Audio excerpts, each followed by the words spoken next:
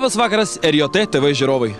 Šiandien mūsų rubrikoje Rudeninė popietė bandysime pakalbinti Rokiškio gyventojus.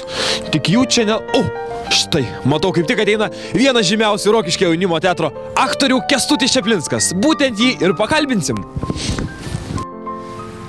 Sveiki Kęstuti. Na kaip jūsų rudeninės nuotaikos? Skausmingai. Žinai, dabar aš patiriu sunkų gyvenimo etapą, kurio nesitikėjau aptikti savo namuose, bet tenka kentėti ir kol kas labai sunkiai man tai sekasi daryti. Tai gal kas nutiko? Supranti, kada visi sustojo į Kauną, į Vilnių, išvažiavo ir teatras. Ir, žinai, nebegaliu net gatvėm vaikščioti. Žmonės kažkokie piktesni pasidarė, agresijos pilni ir man taip už širdies griebė. Tokio sunkaus rudens aš nesu turėjęs. Aš 2 mėnesius į salę negaliu įeit, kur atrodo buvo kaip antri namai. Ten spektaklius naujus kūrėm, premjeros vyko ir nebėra. O gal bandėt vytis kažkaip? Ką ten pavysi? Niekam nebereikalingas. Vienas kaip pirštas likau. Suprantu, turbūt sunku, o tai gal bandėt kažkur kreiptis, pagalbos ieškoti, širdgėlą numalšinti? Skambino jaunimo liniją.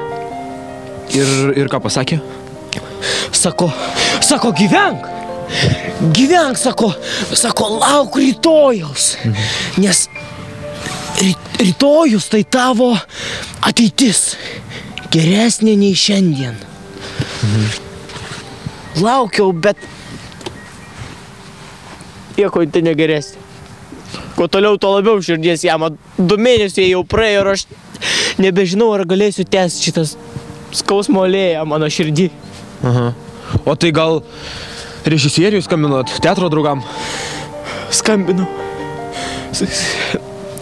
režisieriui, užimta arba atmeta. Tai matot, tikriausiai pjesę naują repetuoja ir laiko neturi. Repetuoja be manęs. Niekam nereikalinga. Ta Kęstuti, manau, jūs surasit savy stiprybės. Kaip sakė, rytojus bus tavo šviesesnis, manau.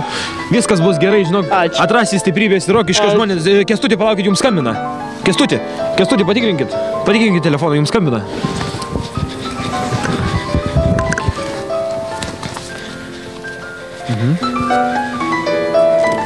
Režisierius. Tai atsiliepkit. Alio? Taip. Kaip? Gerai, aš tada varau į stotį. Ačiū. Kas tai? Gavau naują vaidmenį spektaklį. Vilnioj! Ačiū! O. Na tai, šiandien norėčiau tokią linksmą gaidą užbaigti rubriką Rudens popietė, o mes susitiksime kitą kartą. Neužrakinkit salės durų, aš sugrįšiu.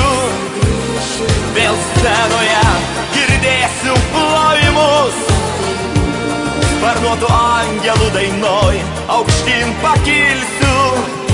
Nes kol dainuoju šioj žemėj